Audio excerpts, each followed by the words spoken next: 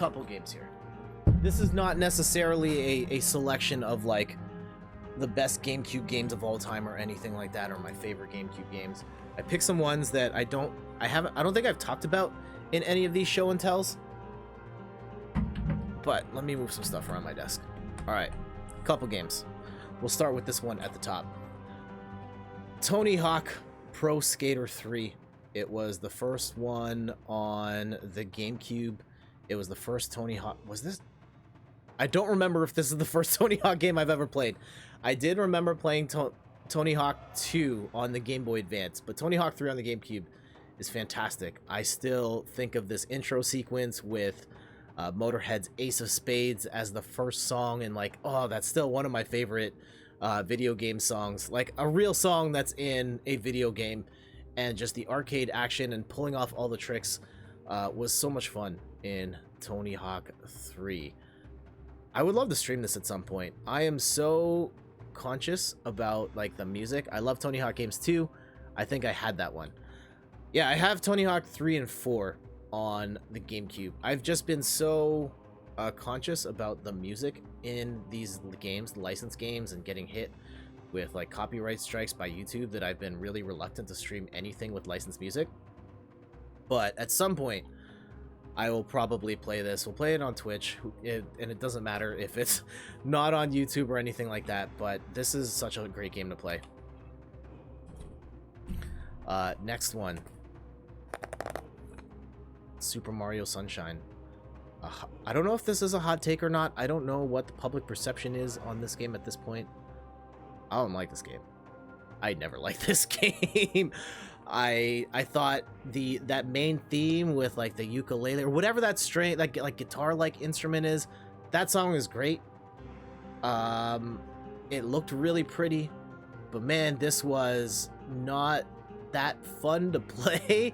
I really didn't like the backpack, and I thought that the camera angles, like the camera in the game was awful, and it was just like really annoyed me playing through this game. In particular, there's like one sequence towards the end of the game where you're climbing up mushrooms or something, and you just have to like look up, and the camera is just abysmal. And I gave up. I was like, nah, I'm not having fun here. I'm just gonna stop. And so when I think about like my least favorite Mario games, this is on that list. It's pretty low on that list. I guess high on that list of least favorite Mario games.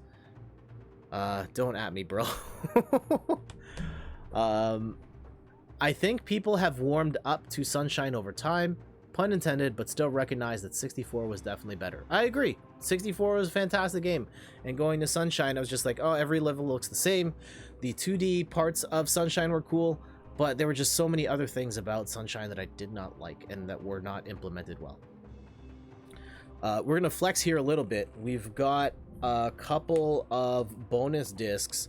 The Legend of Zelda, the promotional disc, which includes the original Legend of Zelda, Zelda 2, Ocarina of Time, and Majora's Mask. This one, I think both of these are like sought out as collector's items in the GameCube catalog. And then the other one is Ocarina of Time and the Ocarina of Time Master Quest.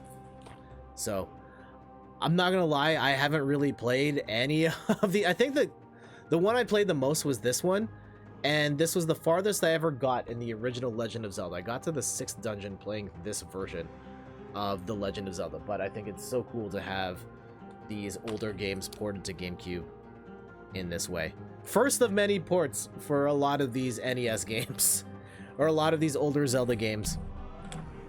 And one more, this was the game I bought at launch with my GameCube. I know Luigi's Mansion was out at the time. I think Super Monkey Ball was out as well.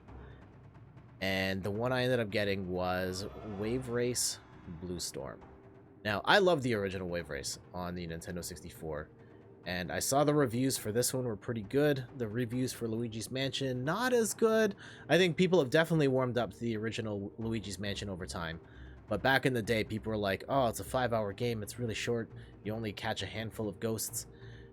So I went and bought Wave Race instead. And I was pretty disappointed in this one. I don't remember enough about it to provide a formed opinion on it.